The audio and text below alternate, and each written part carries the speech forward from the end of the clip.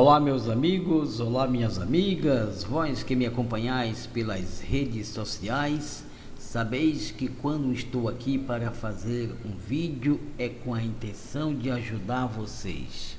Hoje eu quero analisar com vocês o capítulo 53 de Yeshayahu, Isaías. O meu objetivo é elucidar as verdades escondidas e salvar da escuridão, das mentiras, dos enganos aos que amam ao verdadeiro conhecimento do Eterno. Vou falar do capítulo 53 do profeta Isaías. Verdades que você nunca ouviu. Para isto eu tenho que fazer uma interpretação à luz da hermenêutica. Oxalá todos reconhecessem o meu zelo. O texto bíblico fala de Yahushua, o Filho do Altíssimo, a salvação de Israel, em sentidos estritamente metafóricos. O texto diz o que o Salvador seria quando nascesse em Israel. Para quem seria sua salvação? Qual seria o objetivo principal de sua vinda a Israel? Pregadores falam sobre esse texto como se o profeta estivesse falando para toda a raça humana, como se o Messias houvesse vindo para todos os homens da terra. Mas isso não é verdade. Se você quiser ouvir os resultados significativos deste capítulo profético com base em mentiras, troque de canal, porque aqui você vai ouvir uma interpretação com responsabilidade, falando do Altíssimo, na presença do Altíssimo, doa a quem doer. O quarto versículo do capítulo 53 diz: verdadeiramente ele tomou sobre si as nossas enfermidades e levou sobre si as nossas dores, e nós o reputamos por aflito, ferido de Deus e oprimido. Encontramos aqui as primeiras verdades no verso 4, em que vocês precisam saber.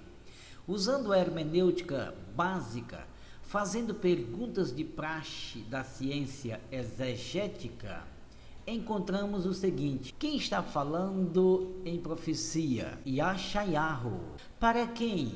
Para os israelitas. Quem lê esse texto pensando que o profeta fala a gentios está redondamente enganado. Esse profeta era dos judeus e Yahudim e não falava para nós, os gentios. Vale salientar que a nossa participação na salvação dos israelitas não está dentro deste documento. Se encontra em outro documento profético, nesse não. Quando o profeta fala o artigo a e o pronome nosso, como ele tomou sobre si as nossas enfermidades, ele está falando dele e da sua nação, Israel. Isaías diz que o Messias tomou sobre si as enfermidades deles, do seu povo, deles, Israel. Eu tenho ouvido tanta gente dizendo que Jesus, ou Yahushua, levou sobre si as suas enfermidades, as suas doenças, suas dores. Estes que afirmam que Yahushua levou sobre si as dores e as enfermidades deles, porém, muitos deles estão enfermos e, por sua vez, são portadores de doenças como diabetes, cegueira, câncer, úlcera, coração, rins estagnados, pressão alta, labirintite e todos os males que o Senhor mandou para os ímpios estão em muitos desses que afirmam que o Messias veio para levar as dores e as enfermidades deles. Porém, não percebem que essa profecia nada tem a ver com os povos fora de Israel.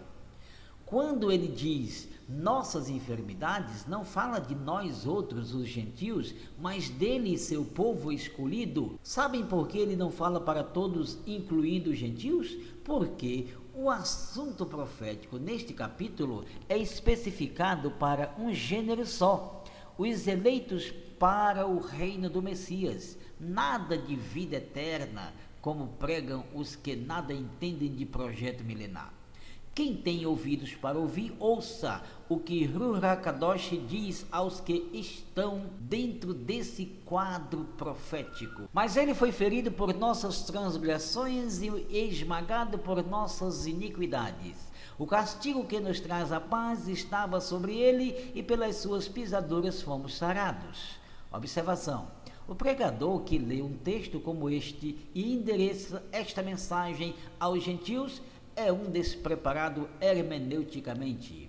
Não estou dizendo que os gentios estão fora do plano da salvação de Israel, pois eu conheço muito bem o texto em Efésios capítulo 6, versos 3 a 6, que diz que os gentios são também co-herdeiros segundo a promessa. Mas Isaías não fala para gentios. Davi diz que o Altíssimo nunca mandou um profeta seu falar sequer uma palavra para um gentio. Apenas houve profecias que revelavam a existência dos gentios num futuro entre o povo de Israel.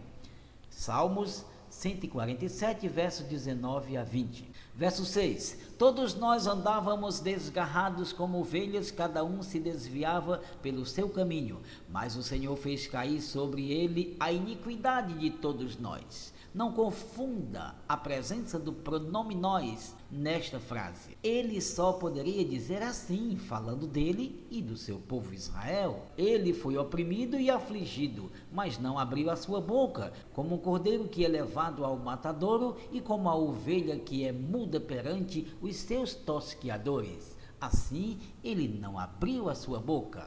Pela opressão e pelo juízo foi arrebatado, e quem entre da sua geração considerou que ele fora cortado da terra dos viventes, ferido por causa da transgressão do meu povo, diz Isaías. E deram-lhe a sepultura com os ímpios e com o rico na sua morte, embora nunca tivesse cometido injustiça, nem houvesse engano na sua boca.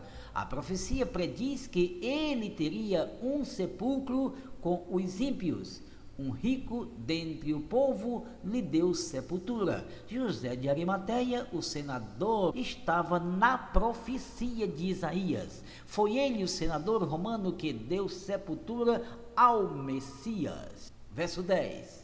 Todavia foi da vontade do Senhor esmagá-lo, fazendo enfermar. Quando ele se puser como oferta pelo pecado, verá a sua posteridade, prolongará os seus dias, e a vontade do Senhor prosperará em suas mãos. Ele verá o fruto do trabalho da sua alma e ficará satisfeito.